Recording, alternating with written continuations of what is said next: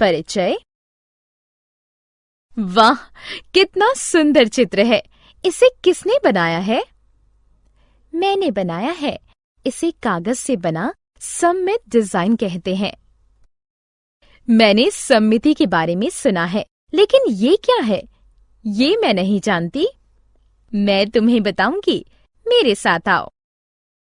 उद्देश्य।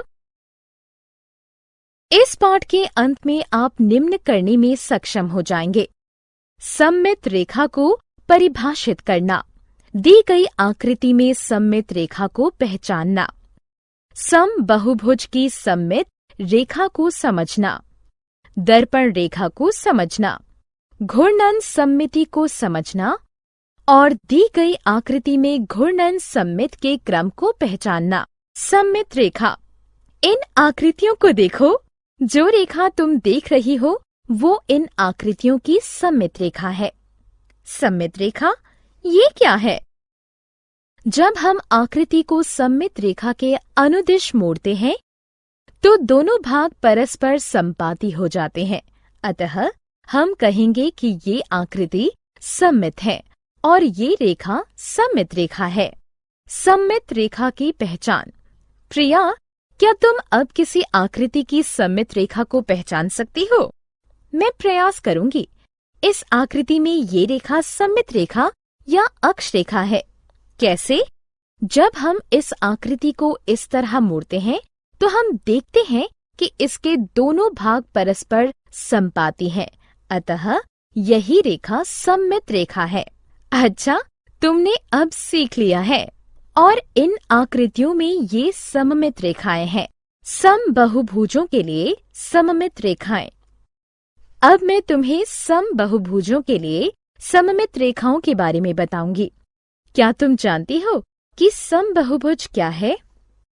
ये एक बंद आकृति है जो विभिन्न रेखाखंडों से बनी होती है और त्रिभुज 3 रेखाखंडों से बना एक बहुभुज होता है। तुम सही हो। और समबहुभुज वो होता है जिसके सभी रेखाखंड बराबर हैं और सभी कोनों की माप होती है। इसलिए एक वर्ग एक समबाहु त्रिभुज और एक सम पंचभुज, एक सम षष्ठभुज, समबहुभुज के उदाहरण हैं।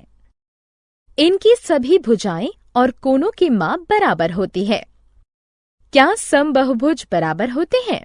हाँ, समबहुभुज सममित आकृति होते हैं और उनमें कई सममित रेखाएं होती हैं। इन आकृतियों को देखो।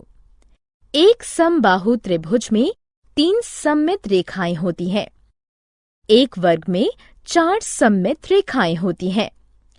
एक सम पंचभुज में 5 सममित रेखाएं होती हैं और एक सम षष्ठभुज में 6 सममित रेखाएं होती हैं। दर्पण रेखा। एक आकार में रैखिक सममिति तब होती है जब उसका एक आधा भाग दूसरे आधे भाग का दर्पण प्रतिबिंब हो। आओ अब देखें कि ए पर खींची गई रेखा सममिति रेखा है या नहीं। हम इसके आधे भाग को लेते हैं और दर्पण के सामने रखते हैं।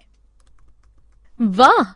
इसका आधा भाग इसके दूसरे आधे भाग के बराबर है। इसका अर्थ है कि ये रेखा सममित रेखा है। आओ एक खेल खेलें। कौन सा खेल? छेद करने वाला खेल। इस खेल में हम इस कागज को मोड़ेंगे और इसमें छेद करेंगे। ये बहुत आसान है। अब इस कागज को खोलो। हम देख सकते हैं कि दोनों छेद सममित हैं और मोड़ के निशान की रेखा इसकी सममित रेखा है। घूर्णन सममिति। अब इस घड़ी को देखो, ये गोल घूम रही है। इसका अर्थ है कि ये घूर्णन कर रही है। घड़ी की सुइयां दक्षिणावर्त दिशा में घूमती है और जब कोई वस्तु घड़ी की दिशा के विपरीत घूमती है तो उसे कौन सा घूर्णन कहते हैं? इस घूर्णन को वामावर्त घूर्णन कहते हैं। जब कोई वस्तु घूमती है और इसका आकार और आमाप नहीं बदलता, ये घूर्णन वस्तु को एक निश्चित बिंदु के चारों तरफ घुमाता है। ये बिंदु घूर्णन का केंद्र कहलाता है और घूर्णन के दौरान घूमे गए कोण को घूर्णन कोण कहते हैं। यदि कोई वस्तु घूर्णन के दौरान एक पूरा चक्कर काटती है तो इसका घूर्णन 360 डिग्री होता है। आधा चक्कर का अर्थ है कि घूर्णन कोण 180 डिग्री है और चौथाई चक्कर का अर्थ है कि घूर्णन कोण 90 डिग्री है। घूर्णन सममिति 2। ये कागज की फिरकी है, इसमें घूर्णन सममिति है।